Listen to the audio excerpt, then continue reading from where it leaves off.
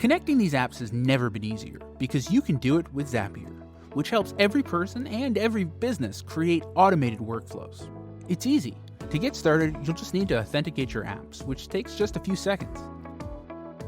Zapier meets industry standards for encryption when connecting with each of your apps.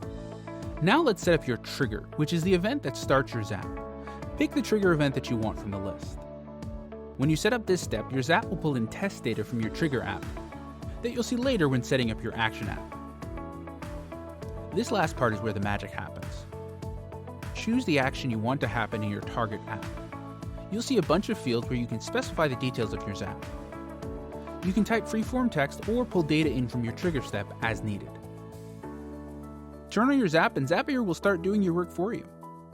Zapier can be as simple or as complex as you'd like and connects with thousands of apps, more than any other platform. Click on the link in the description for a free trial so you can make sure it works for you before you commit.